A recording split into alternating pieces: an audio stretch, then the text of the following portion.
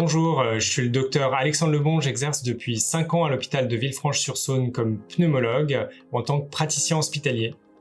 Bonjour, je suis le docteur Ségolène Lenné, pneumologue libérale à la Passerelle 2.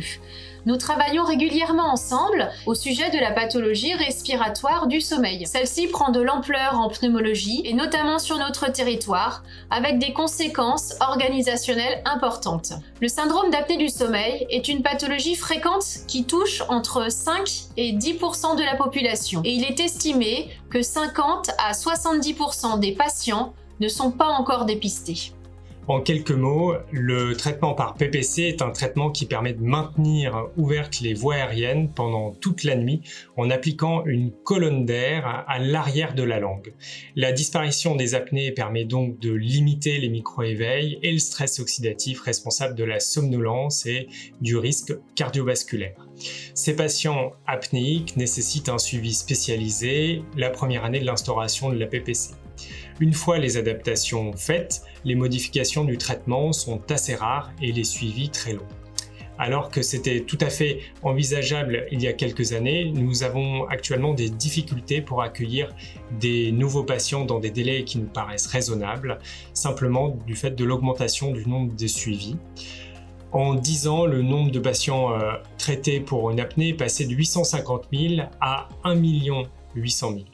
Dans ce contexte, nous voulions aborder avec vous la gestion de leur suivi devant le nombre exponentiel de patients atteints. La Sécurité sociale a décidé il y a quelques années que les renouvellements de prescription seraient autorisés aux médecins généralistes sur une ordonnance simple, sans passer par une demande d'entente préalable.4 ne peut bien sûr s'envisager que si le patient est bien traité, qu'il tolère l'appareillage, qu'il est observant, c'est-à-dire plus de 4 heures par nuit, et que ses apnées sont bien corrigées, c'est-à-dire qu'il a moins de 5 apnées par heure. Dans ces conditions, la Sécurité sociale accepte que le renouvellement des PPC soit réalisé par un médecin généraliste.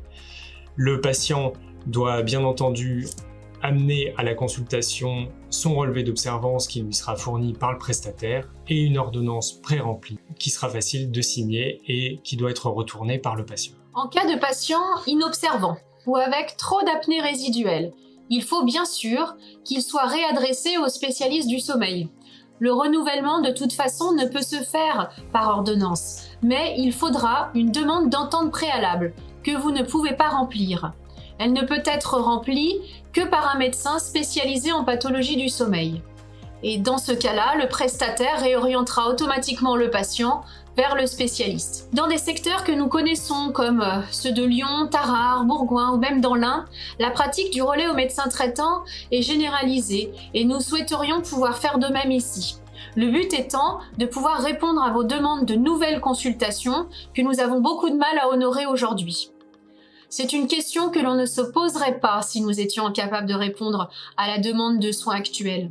Nous souhaiterions donc vous confier des patients bien traités, bien équilibrés, sans comorbidité respiratoire. Mais nous resterons bien entendu à votre disposition en cas de difficulté pour les recevoir, faire des visites de réévaluation éventuellement tous les 3 ou 4 ans. Je vous propose d'animer prochainement une soirée sur le syndrome d'apnée du sommeil en compagnie d'autres pneumologues et j'attends avec plaisir l'opportunité de pouvoir vous rencontrer et d'échanger sur le sujet. Merci. Merci.